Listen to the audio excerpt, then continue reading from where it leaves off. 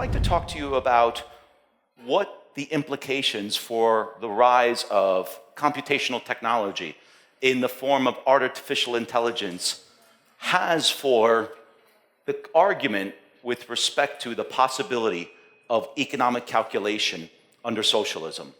So the question that I want to be exploring with all of you today in this lecture is, what does AI mean for the socialist calculation debate? When I mean the socialist calculation debate, I am talking about the debate that occurred in the 20th century between Mises and Hayek and Otto Neurath and Oscar Lange, as well as Abba Lerner, and the debates they had over the possibility of economic calculation under socialism. So what I want to do in this talk is threefold, is to re-explore the relevance of that debate for modern times. Secondly, I want to go briefly over the history of the debate and the arguments that were made during that time.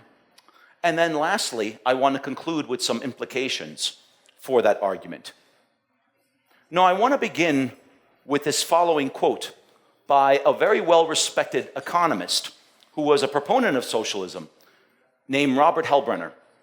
Many of you might be familiar with him because he wrote a book called The Worldly Philosophers.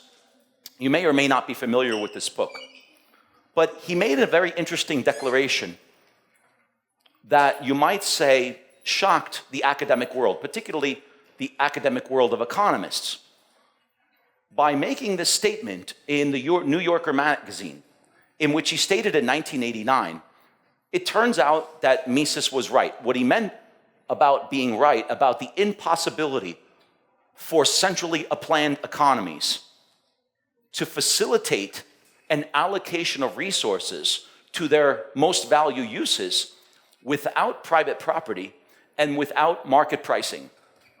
Now, he wrote this in 1990. Many of you do not have, or I imagine none of you have a living memory of the Cold War or of the Soviet Union. But very recently, now with the rise of computational technology and artificial intelligence, this debate has resurfaced. And arguments have been made for and against whether or not artificial intelligence can be utilized as a means to allocate resources to their most valued uses. Now, this argument, or one way in which this argument has been made, comes from this quote from Jack Ma. Many of you may know Jack Ma as the founder of Alibaba. And he makes a statement here that reflects what the current arguments are being made with respect to the possibility of economic calculation under AI, under artificial intelligence. And what does he state here? He says, in the past 100 years, we've come to believe the market economy is the best system. But in my opinion, there will be significant changes in the next 3 decades, and the planned economy will become increasingly big. Now, what does he state? Because with access to all kinds of data, we may be able to find the invisible hand of the market. Now, I want you to turn your attention to that last quote. Note what he says there. Because with access to all kinds of data, we may be able to find the invisible hand of the market. The crux of the current debate that is occurring with respect to the implications of AI for the socialist calculation debate turns on whether the calculation problem as we know it is a problem of computing existing data, or whether or not it's a knowledge problem of discovering context-specific knowledge. That is the heart of the debate. And these two interpretations are oftentimes conflated.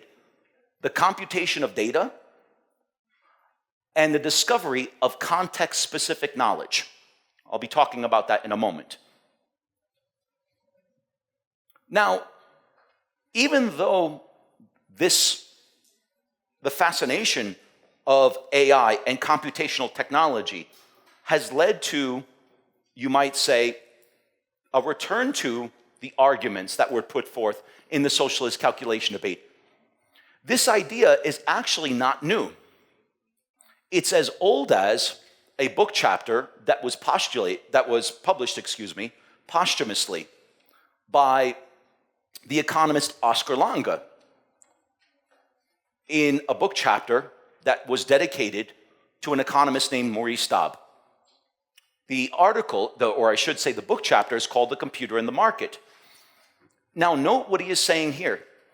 And he was writing this in 1967, that with computerization, we could just feed the data into a computer, and then the computer can, in effect, calculate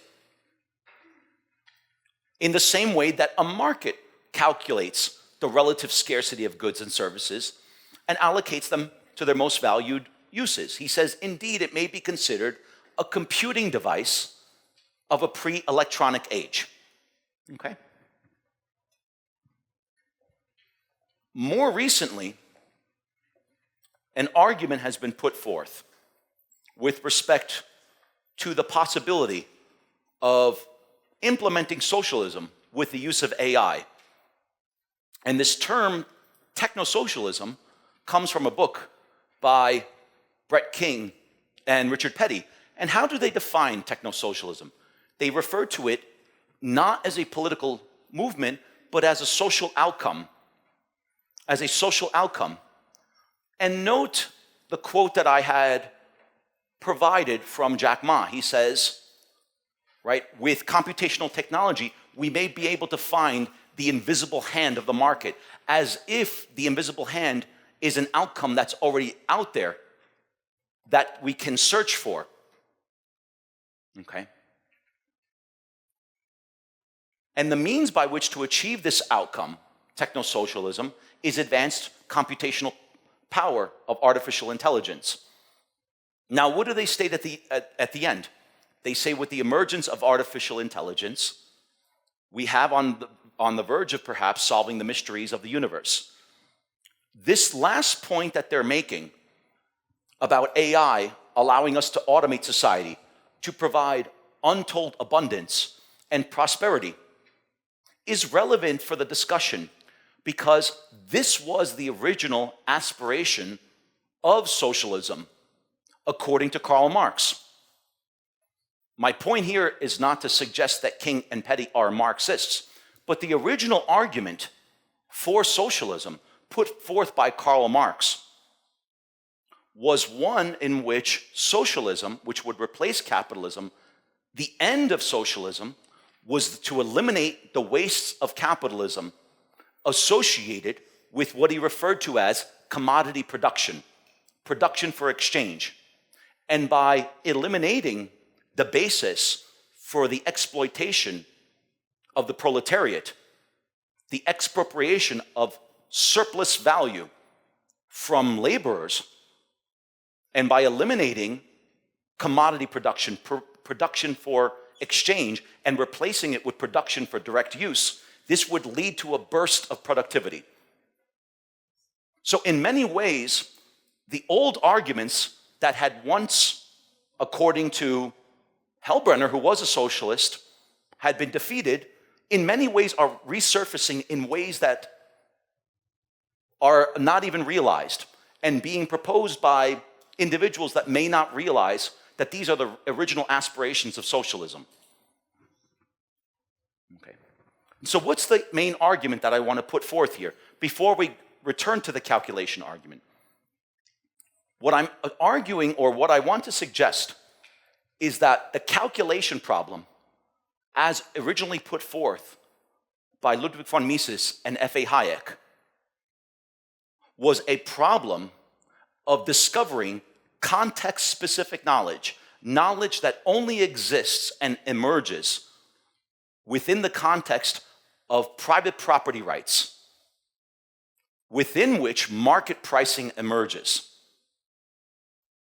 rather than the calculation problem being one of computing existing data. The very word data, what does it mean from the original Latin?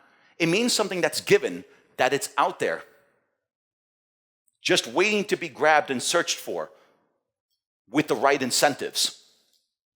But what I'm attempting to argue here is even with the most appropriate incentives, with the most powerful computational technology, outside of the context of exchange, that is the exchange of property rights in the means of production, that knowledge is not just simply difficult to obtain. It's not simply that that knowledge is difficult to gather as data. It simply does not exist. Not just for a central planner utilizing artificial technology, but even individuals who are interacting with each other. The very knowledge that is necessary to facilitate the calculation problem is one that emerges through rivalrous competition, buying and selling, the exchange of goods and services in the market process. What we mean by economic calculation is a competitive process whereby the means of production, land, labor, and capital, particularly capital, is allocated to its most highly valued consumer uses. And therefore, the means of production and their value are derived from consumers who are expressing their demands for goods and services through exchange. Okay. Now, it's important to understand what Mises's original critique of calculation under socialism was about. Mises did not argue that socialism was impossible. What he argued was that economic calculation under socialism is impossible. And that's an important distinction, because one of the criticisms that's often made is, yeah, Mises, how could he argue that socialism is impossible? There's a Cuba today, there's a North Korea today, right? There's an Argentina today. There are socialist economies. How could he say they're impossible to exist? But Mises was not arguing against the idea that a central planner can abolish the means of production and implement socialism.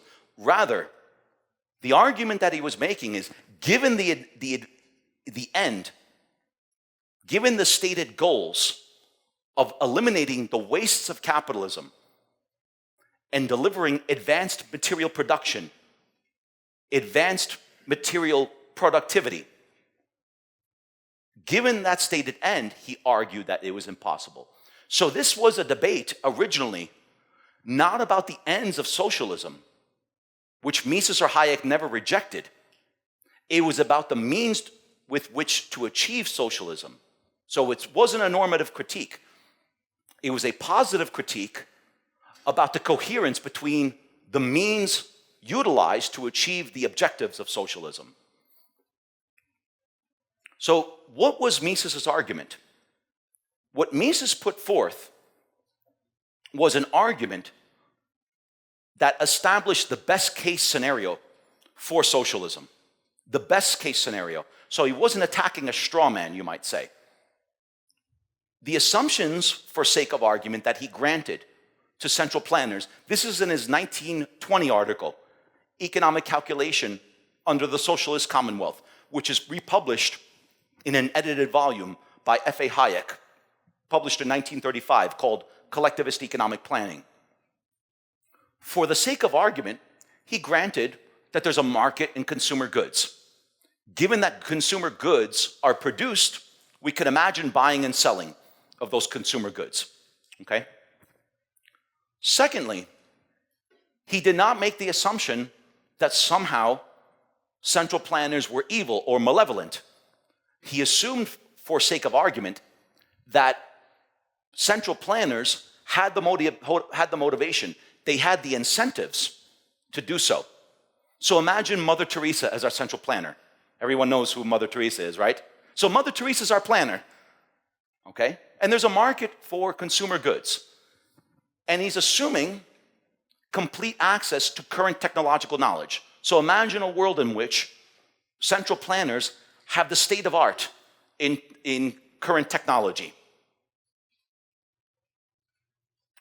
What he put forth is an argument in the form of a syllogism, and a deductive argument, one in which if you have two premises that are both valid and true, valid and sound, then by deduction, the conclusion must be true.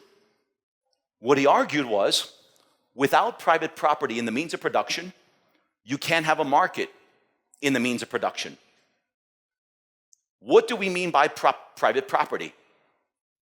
We mean the ability for individuals to exchange capital goods.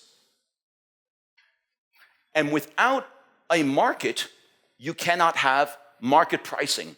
Why not? Well, what is a price fundamentally? A price is an exchange ratio. It's the terms in which two goods are exchanged. So if individuals don't have the ability to exchange, then exchange ratios can emerge. Exchange ratios are an expression of the valuations individuals put, but without on the goods and services being exchanged. But without private property rights, market pricing doesn't exist.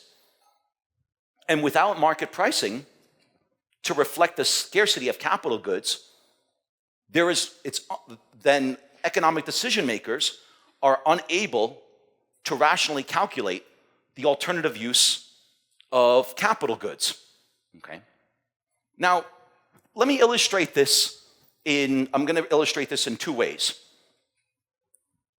The first way I'm going to illustrate it is to put forth this question: why are railroads built with platinum?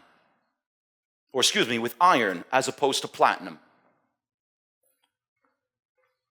First of all, the calculation problem, if it were simply a technological problem, what I mean by a technological problem, we're utilizing scarce means to achieve a single objective. From an engineering standpoint, if you have a single goal of trying to build the most durable, the most long-lasting railroad, which metal would you use? It would make sense to use platinum because it's the longer-lasting, more durable metal. If you are simply building a railroad as a matter of technical or technological efficiency. But the nature of the calculation problem is simply the problem of economics that many of you have learned about, or all of you have learned about, which is we're trying to allocate scarce means, in this case capital goods, to alternative consumer uses. Well, we know that railroads are built with iron because they're cheaper. But how do we know that? We know that because the price of iron is lower compared to platinum. Makes sense, right? But where does that come from? How does that knowledge come to be embodied in prices? And it's made available to entrepreneurs who are deciding whether to build railroads with iron or platinum.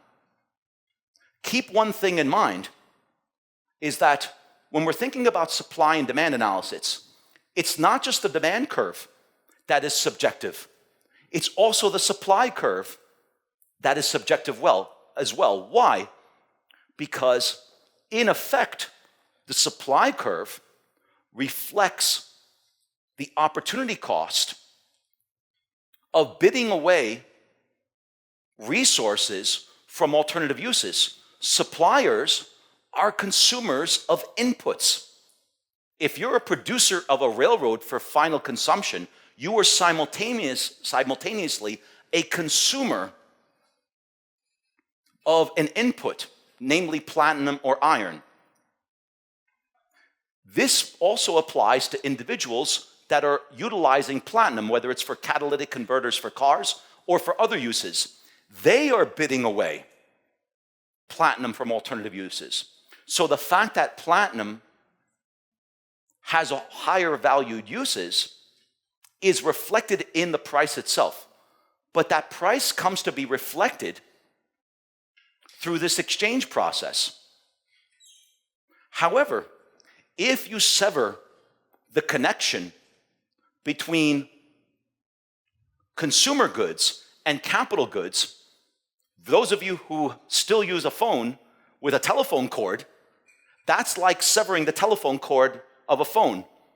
Consumers cannot communicate their demands for capital goods in alternative uses. Now, I'll give a second example to illustrate this point. And this is one of the benefits of having children. So my kids love Toy Story. If many of you might be familiar with Toy Story, and my son loves Woody. Now, for those of you that are familiar with the movie, the voice is Tom Hanks, and who's the voice of Buzz Lightyear? Tim Allen. Now, more recently, any of you who might have small children in your family, if you buy the Woody doll, it's not Tom Hanks' voice anymore.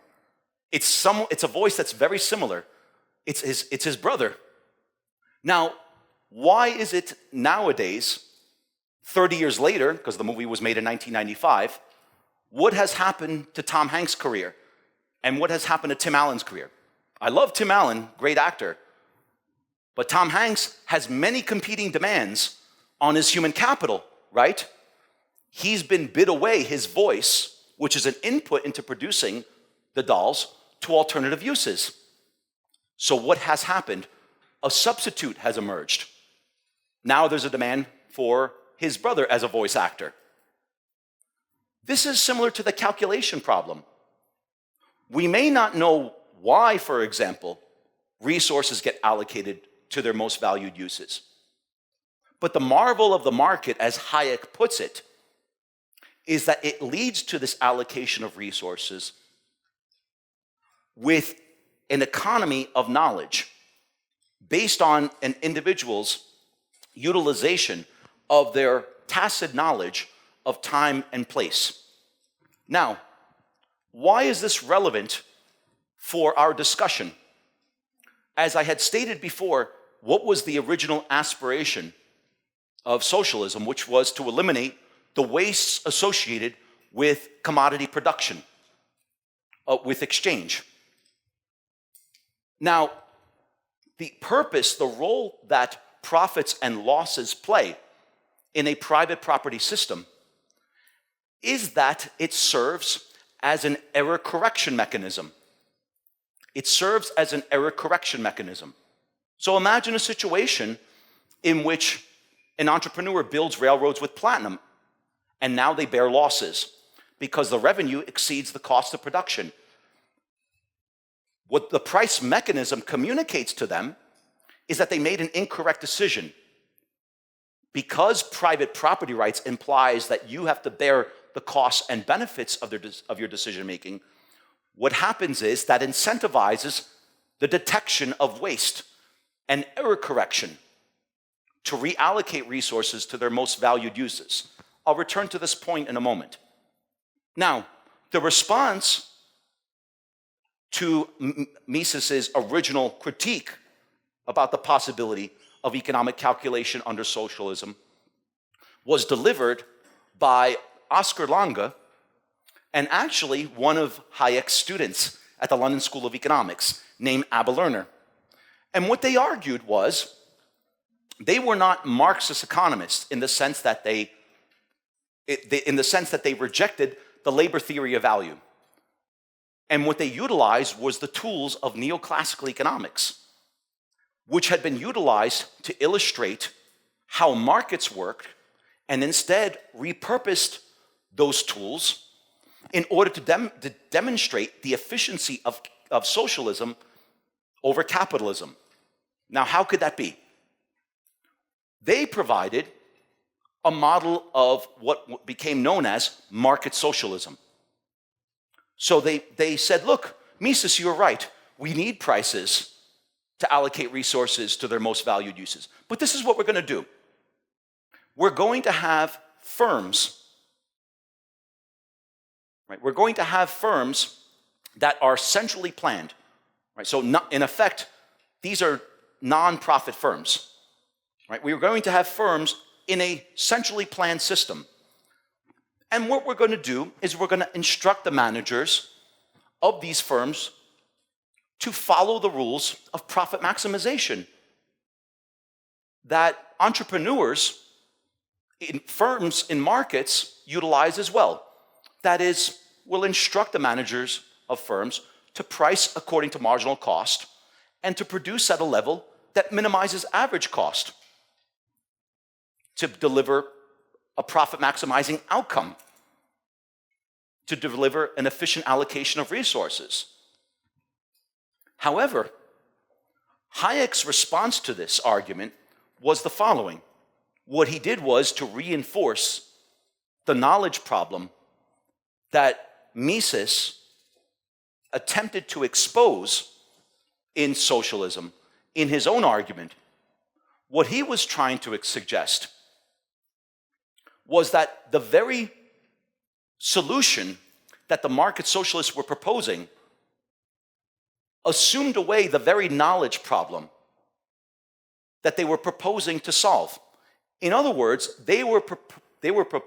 or I should say, the market socialists had assumed that they had in possession the very knowledge needed in order to generate the outcomes of an efficient allocation of resources.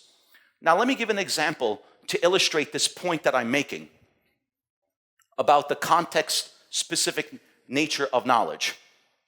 For those of you that follow soccer, which I'm assuming many of you do, I'm sure many of you have seen una chilena, a bicycle kick, right?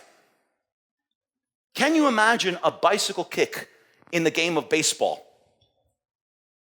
Now, this might be a ridiculous question because how could we imagine a bicycle kick in the game of baseball? Well, that type of strategy is meaningless outside the context of soccer because that very strategy of competition emerges given the rules of soccer. So soccer players acquire that knowledge in the process of competition precisely because the rules of the game guide them in that type of interaction. The point that Hayek was making is similar to the one that I'm trying to say here, is that if you replace the very rules, the very context that generates the knowledge necessary to generate an efficient allocation of resources, market pricing, you're going to eliminate the very knowledge, the very system that's going to generate that knowledge in the first place. So the managers of state-owned firms and central planners operating outside the context of a market economy will not have that knowledge. It simply will not exist. In the same way that you don't know the score of a game, a soccer game, before the game is played. That is only discovered in the context of competition between the players themselves. Okay? Now, what I want to come away with is the following. What I want you to come away with is this fundamental point. What I'm trying to suggest and what I'm trying to impress upon you is that by no means were Mises and Hayek arguing that to imply that a market system was a superior mechanism by which to allocate resources to their most valued uses did not imply that it was a perfect system. Okay? But what do we mean by markets being imperfect? Well, there are two ways in which to understand the way in which markets are imperfect.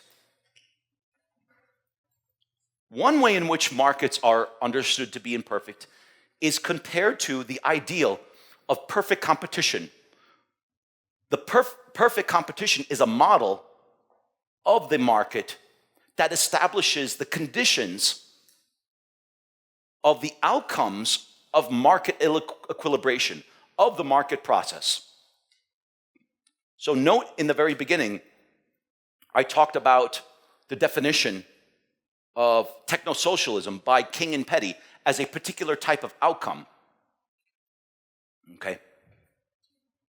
Now, from Lange and Lerner's standpoint, because market pricing is imperfect compared to the ideal of perfect competition, that would suggest that central planning can deliver a superior means by which to solve the calculation problem. But there's an alternative way to think about the word imperfect and what it means for markets. So if you go back to the original Latin, what does the word imperfect mean? The first part, im, the negation, means not. Per comes from the Latin adverb, thoroughly, and fect comes from the Latin verb, meaning facere, to do.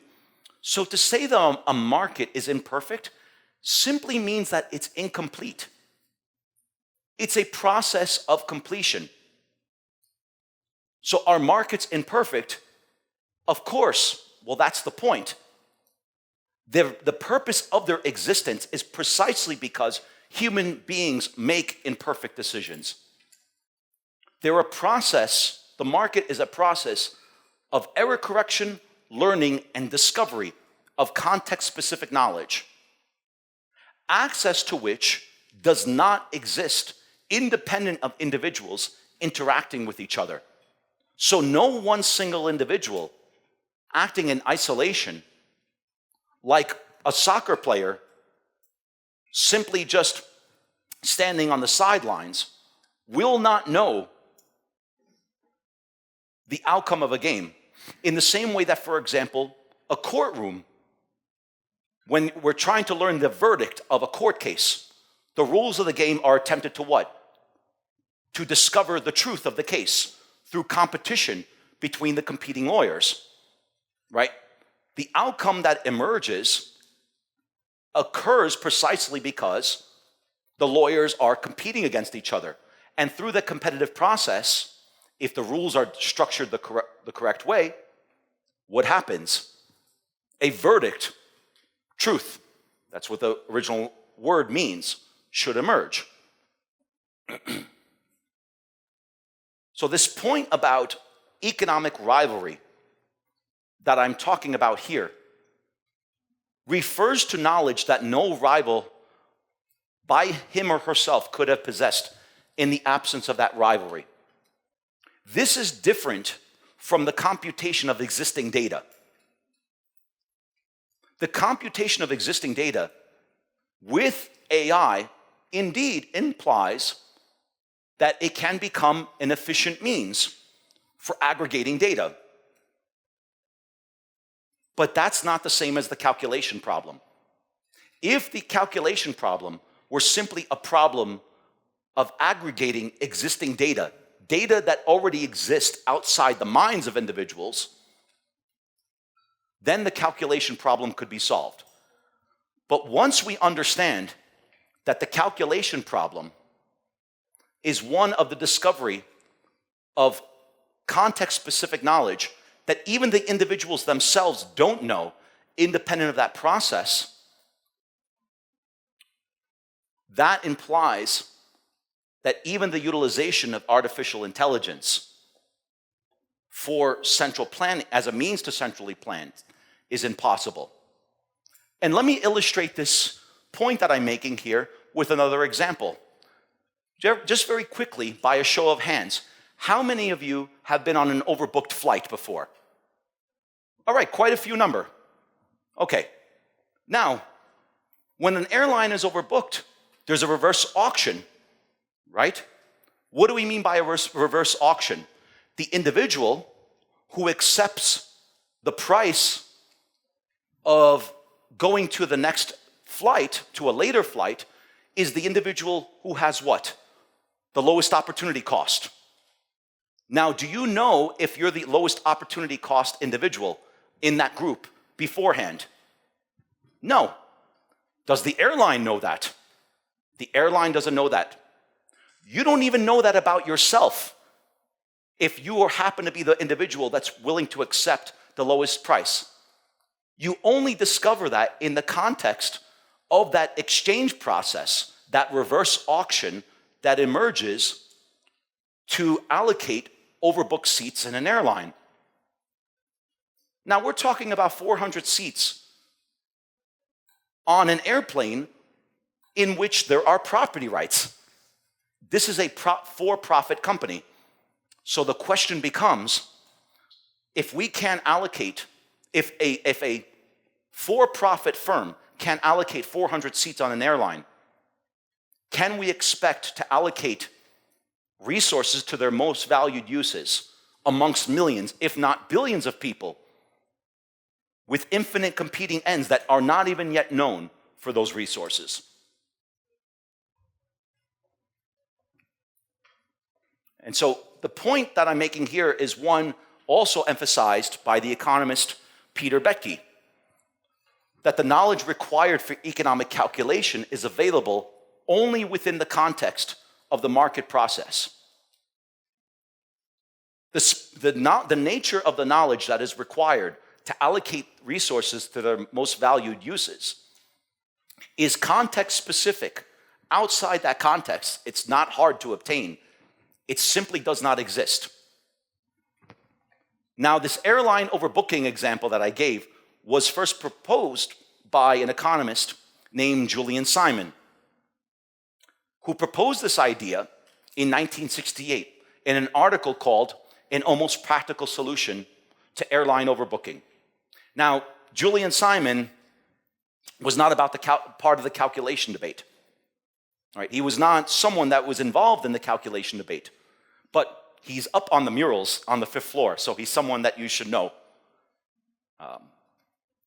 And he's most famous for a book called The Ultimate Resource. If you haven't read it, I highly recommend that you do read it. Okay. Now, here's another example to illustrate the point that I want to make. Going back to Hayek's response to the market socialists, one of the things that he emphasized, that market prices have a twofold role. They have a twofold role. They have an ex-ante role, and they have an ex-post role. What do I mean by an ex-ante and an ex-post role? The ex-ante role is to provide knowledge to entrepreneurs about the expected costs of production. So, for example, if we're going to build a railroad, the price of iron provides expectations about the relative scarcity of those goods or services. Once the exchange is concluded with consumers of the railroads, whether your revenue exceeds your cost in the form of profit, or if your costs exceed your revenue in the form of losses, that is the ex-post function of markets. And this ex-ante and ex-post role is very important, because what this implies is that market prices are not simply a set of marching orders that dictate the allocation of resources as in the model of market socialism. Rather, they are guides. They are guides to production and consumption decision-making. What Hayek emphasized, that all prices are disequilibrium prices. But it's that disequilibrium role that is so important, because the very knowledge that's generated to facilitate and correct for misallocations of resources is generated through profit and losses. Why is this relevant? There was an application that was developed by Zillow called Zillow Works. I don't know if anyone's familiar with it, that had to be suspended. And what this app was utilized for, it was utilized for by speculators on housing. And what it established was your expected profitability of, let's say, buying houses and then fixing them up based on expected costs, and then reselling them or flipping the houses, as they would say, for a profit. And based on the calculations of the algorithms, it could calculate for you the expected profit. Unfortunately, this algorithm failed, and Zillow suffered very, very heavy losses. Why did it suffer heavy losses? What was the presumption about market pricing? The presumption is that somehow markets reflect full and available information, such that the optimal decision is already built into the price. And that, for example, an individual can do no better. But prices are not something that are simply taken as given and constraints to which individuals passively respond. Rather, prices are generated through entrepreneurial discovery, right? Through entrepreneurial discovery. Okay, so just to briefly summarize, the recent developments in artificial intelligence are not something that we should dismiss, in the sense that indeed this is going to be a very powerful tool that will revolutionize commerce, in the sense that it will be able to compute existing data more efficiently. And this is not something that we should dismiss as a tool. But there are limits and there are dangers to conflating this as a tool for the computation of existing data with the knowledge problem associated with economic calculation, which is a problem of discovering context-specific knowledge that resides in the minds of individuals and only exists in the process of exchange. So the solution to the informational problem under techno-socialism, unfortunately, conflates the problem of computing existing data with the discovery of contextual knowledge. I thank you for your attention.